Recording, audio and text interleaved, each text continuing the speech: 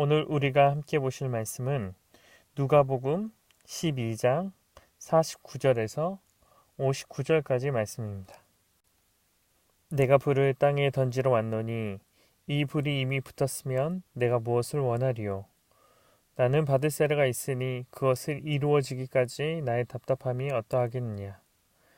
내가 세상에 화평을 주러 온 줄 아느냐?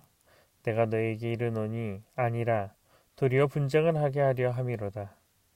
이후부터 한 집에 5사람이 있어 분쟁하되 셋이 둘과 둘이 셋과 하리니 아버지가 아들과 아들이 아버지와 어머니가 딸과 딸이 어머니와 시어머니가 며느리와 며느리가 시어머니와 분쟁하리라 하시니라. 또 우리에게 이르시되 너희가 구름이 서쪽에서 이는 것을 보면 곧 말하기를 소나기가 오리라 하나니 과연 그러하고 남풍이 부는 것을 보며 말하기를 심히 더우리라 하니 과연 그러하니라. 외식하는 자여 너희가 천지의 기상은 분간할 줄 알면서 어찌 이 시대는 분간하지 못하느냐. 또 어찌하여 옳은 것을 스스로 판단하지 아니하느냐. 내가 너를 고발하는 자와 함께 법관에게 갈 때 길에서 화해하기를 힘쓰라. 그가 너를 재판장에 끌어가고 재판장이 너를 옥조력에 넘겨주어 옥졸이 옥에 가둘까 염려하라. 내게 이르노니 한 푼이라도 남김없이 갚지 아니하고서는 결코 거기서 나오지 못하리라 하시니라. 아멘. 오늘 여러분들과 함께 누가복음 12장 49절에서 59절까지 말씀을 우리 함께 살펴보도록 하겠습니다. 오늘 우리가 함께 읽은 본문인 누가복음 12장 49절에서 59절 말씀은 우리를 조금 당황스럽게 만들기도 합니다. 그 이유는 본문 속에 불이나 분쟁이라는 단어들이 우리에게 있어서 예수님을 믿는 데 있어서 조금 우리를 당혹스럽게 만들기 때문입니다. 우리의 머릿속에 예수님은 참된 샬롬, 다시 말해 평화와 안식을 주러 오신 분이라는 인식이 있기 때문입니다. 그래서 불을 던진다는 말과 분쟁을 준다는 말은 우리에게 있어서 당혹스럽고 받아들이기 힘든 말로 다가올지도 모릅니다. 그렇다면 예수님이 오늘 누가복음 12장에서 말씀하신 내용은 무엇일까요? 먼저 예수님이 이 땅에 불을 던지러 왔다라고 이야기합니다. 불이라는 것들을 우리가 먼저 살펴볼 수 있을 텐데 성경 속에서는 다양한 의미로 사용됩니다. 어떨 때는 심판으로, 어떨 때는 정화로, 또한 세례의 맥락에서는 성령으로 사용되기도 합니다. 그래서 예수님이 물세례와 불세례를 준다라는 의미가 이 맥락에서 이루어지고 있는 것입니다. 그러나 우리가 본문에서 살펴볼 수 있는 내용은 이 불이라는 것이 여러 가지 의미로 사용될 수도 있지만 저는 심판과 정화의 의미로 사용될 수 있을 거라고 생각합니다. 그러면 오늘 본문에서 예수님이 불을 던진다는 것은 이 세상에 심판과 정화를 이루신다라는 것입니다. 그런데 50절에 나온 것처럼 이때는 예수님의 사역 이후, 다시 말해서 예수님이 받을 세례라는 그 세례 이후에 이루어진다는 것입니다. 여기서의 세례는 예수님의 죽음을 이야기합니다. 예수님의 죽음 이후에, 그리고 예수님의 부활 이후에, 예수님의 사역이 이루어진 이후에 이것들이 이루어진다는 것입니다. 우리가 앞서 이야기했듯이 이 불이라는 것이 심판과 정화라는 면에서 살펴본다면 심판을 하기 위해서는 정의를 나누는 기준이 있어야 합니다. 정화도 마찬가지일 것입니다. 깨끗함과 더러움을 나누는 기준에는 특별한 기준들이 있습니다. 무엇이 정리되어 있고 무엇이 깨끗하고 더러운 곳들이 정결하게 된다라는 그러한 기준들이 필요하다라는 것입니다. 바로 이 기준이 예수 그리스도께서 되신다라는 것입니다. 예수님을 믿는 사람과 믿지 않는 사람, 구원받은 사람과 구원을 받지 않는 사람으로 나누어서 이 세상은 심판과 정화가 이루어진다는 것입니다.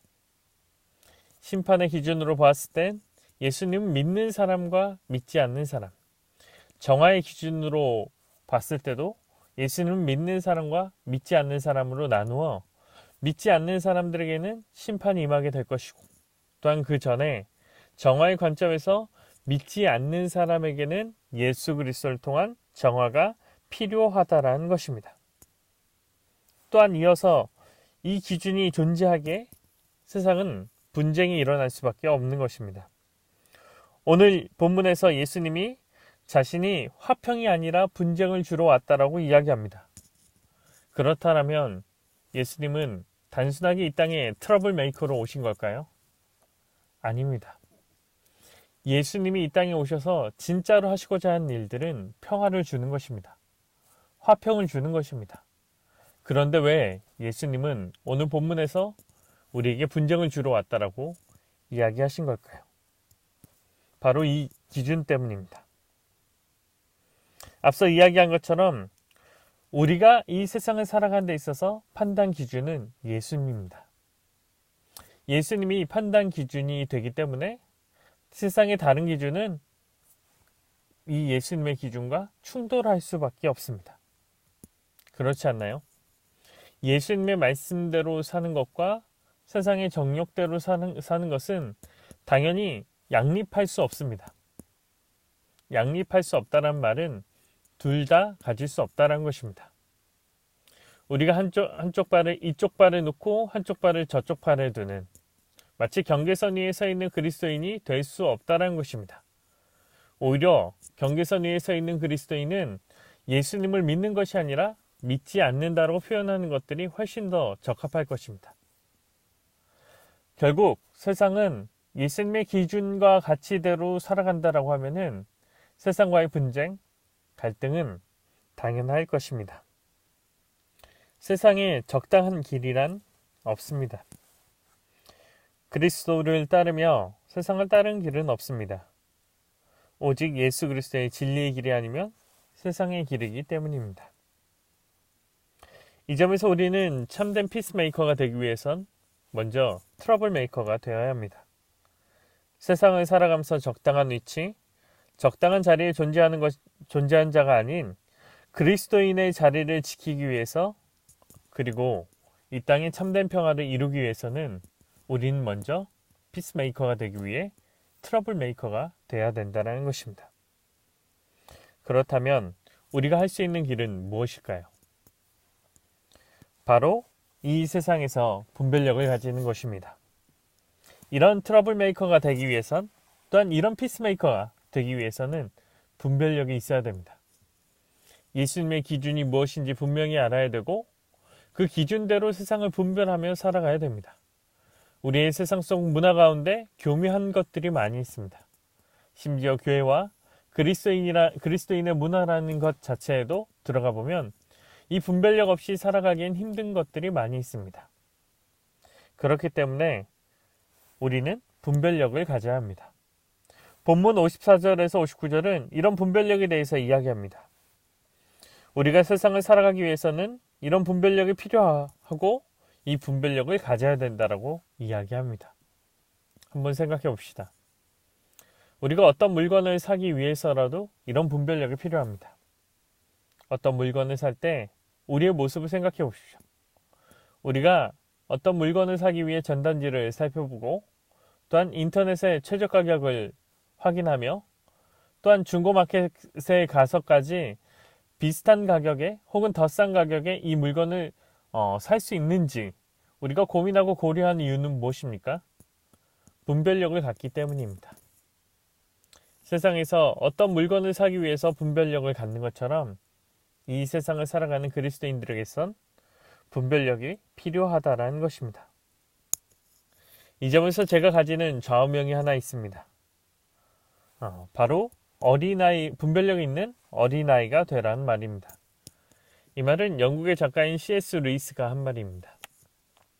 C.S. 루이스가 이 말을 한 맥락은 무엇이냐면 이 세상을 살아가면서 이 세상에 악한 감정과 왜곡된 마음을 가지지 않아야 되고 그렇지만 분별력을 가져서 하나님의 말씀을 분별할 수 있는 순전한 분별력 있는 어린아이가 되어야 된다는 것입니다. 이 말을 오늘 성경 속에서 우리가 살펴본 성경뿐만이 아니라 전체 성경 속에서 살펴본다면 예수님이 제자들을 파송하시면서 뱀처럼 지혜롭고 비둘기처럼 순결하라는 말씀과 똑같습니다. 그리스도인은 이 땅을 살아가면서 하나님의 선한 의도와 선한 뜻을 가지며 순수한 마음을 가져야 되지만 또한 더불어서 이 세상의 거짓된 것들을 분별할 수 있는 분별력을 가져야 한다는 것입니다. 사랑하는 성도 여러분, 오늘 본문 말씀이 여러분들에게 말하고 있는 것들은 이 세상에서 하나님의 말씀의 기준을 가지고 하나님의 심판 앞에 분별력을 가지며 하나님의 뜻을 이루며 살아가라는 말씀입니다.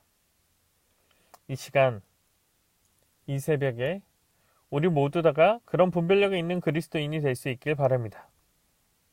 작은 물건을 사기 위해서도 합리적을 판단하는 우리가 그리스도인의 삶을 사는 것을 분별하지 못한다면 이상할 것입니다. 이 새벽에 우리가 하나님 앞에 나와 이런 분별력을 가질 수 있는 온전한 그리스도인이 될 수 있게 해달라고, 이런 분별력을 통하여 이 세상 가운데 하나님의 참된 피스메이커가 될 수 있게 해달라고 기도할 수 있는 우리 모두 다가 될 수 있길 간절히 기도합니다. 기도하도록 하겠습니다. 하나님 감사합니다. 이 세상을 살아가면서 우둔한 우리에게 하나님의 말씀을 통하여 하나님의 기준을 가질 수 있도록 인도해 주심에 감사드립니다. 우리가 어쩌면 그리스도인으로 이 세상에 살아가면서 하나님을 기억하고 하나님의 말씀대로 살아가기보다 오히려 세상의 가치와 세상의 뜻대로 살아갈 때가 많이 있습니다. 하나님, 그런 우리의 삶 가운데 세상적 평안함을 구하며 살아가는 자가 되는 것이 아닌 오직 하나님의 말씀을 이루기에 분쟁하고 트러블을 만드는 그러한 사람이 될 수 있도록 인도하여 주옵소서. 그 분쟁과 그 트러블이 다른 것이 아닌 내 뜻과 내 삶에 하나님의 말씀과 뜻을, 진리를, 그 기준을 세워나갈 수 있는 그러한 힘이 될 수 있도록 인도하여 주옵소서. 하나님 또한 우리가 이 세상을 살아가며 적당한 그리스도인이 되지 않기를 바랍니다. 세상이 말하는 대로, 세상이 이야기한 대로 그냥 순응하며 살아가는 자가 되는 것이 아니라 하나님의 말씀대로 하나님의 뜻에 순종하며 하나님의 말씀대로 살아가기에 발버둥치며 살아가는 자가 될 수 있도록 인도하여 주옵고, 때로는 세상의 거대한 물결 앞에 하나님의 뜻과 진리를 알기에 노라고 말할 수 있는 거룩한 그리스도인이 될 수 있도록 주께서 인도하시옵소서. 하나님 또한 우리에게 그런 삶 살아갈 수 있는 용기와 믿음 주시옵고 그 믿음으로 우리가 이 세상에서 하나님의 말씀과 영광을 나타낼 수 있는 온전한 그리스도인이 될 수 있도록 주께서 인도하시옵소서. 이 새벽 우리가 주님 앞에 기도했을 때 그런 삶 허락하시고 인도하실 줄 믿사오며 예수님의 이름으로 기도합니다. 아멘. 우리 다 같이 이 시간 주기도문 하도록 하겠습니다. 하늘에 계신 우리 아버지여, 이름이 거룩히 여김을 받으시오며 나라의 임옵시며 뜻이 하늘에서 이룬 것 같이 땅에서도 이루어지이다.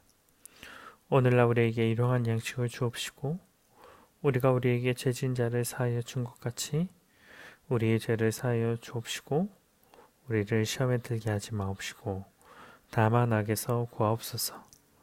대개 나라와 권세의 영광이 아버지께 영원히 있사옵나이다. 아멘.